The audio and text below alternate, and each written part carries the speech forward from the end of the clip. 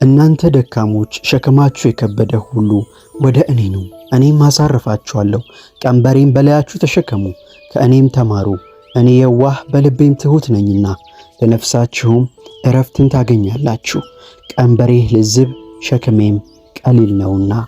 ማቴዎስ ወንጌል ምዕራፍ 11 ከቁጥር 28 እስከ 30።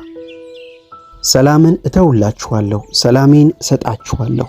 እኔ የምሰጣችሁ ዓለም እንደሚሰጥ አይደለም። ልባችሁ አይታወክ አይፍራም። የዮሐንስ ወንጌል ምዕራፍ 14 ከቁጥር 27።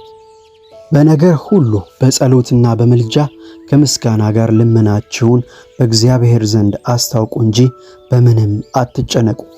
አእምሮንም ሁሉ የሚያልፍ የእግዚአብሔር ሰላም ልባችሁንና ሐሳባችሁን በክርስቶስ ኢየሱስ ይጠብቃል። ፊልጵስዩስ ምዕራፍ 4 ከቁጥር 6 እስከ 7።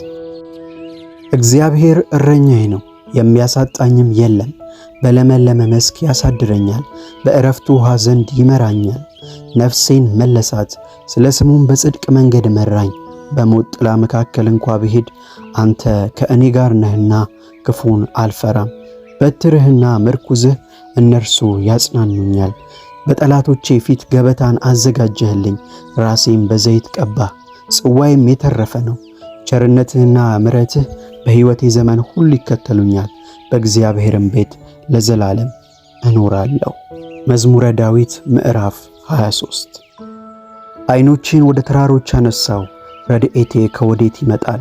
ረድኤቴ ሰማይንና ምድርን ከሠራ ከእግዚአብሔር ዘንድ ነው። እግርህን ለመናወጥ አይሰጠውም፣ የሚጠብቅህ አይተኛም።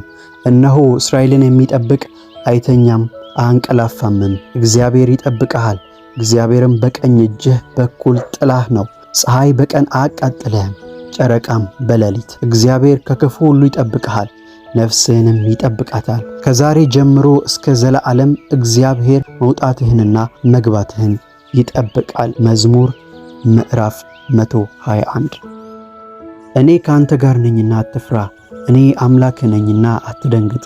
አበረታሃለሁ፣ እረዳህም አለሁ፣ በጽድቄም ቀኝ እጄ ደግፌ እይዝሃለሁ። ኢሳይያስ ምዕራፍ 41 ቁጥር 10።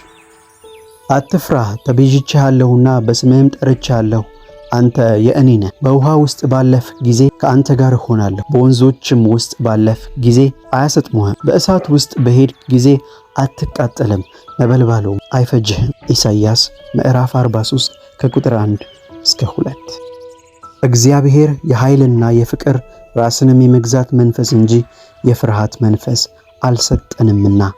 ሁለተኛ ጢሞቴዎስ ምዕራፍ 1 ቁጥር 7። እንግዲህ በጊዜው ከፍ እንዲያደርጋችሁ ከበረታችሁ ከእግዚአብሔር እጅ በታች ራሳችሁን አዋርዱ። እርሱ ስለ እናንተ ያስባልና የሚያስጨንቃችሁን ሁሉ በእርሱ ላይ ጣሉት። አንደኛ ጴጥሮስ ምዕራፍ 5 ከቁጥር 6 እስከ 7። ትከሻህን በእግዚአብሔር ላይ ጣል፣ እርሱም ይደግፍሃል። ለጻድቁም ለዘላለም መናወጥን አይሰጠው። መዝሙር ምዕራፍ 55 ከቁጥር 22።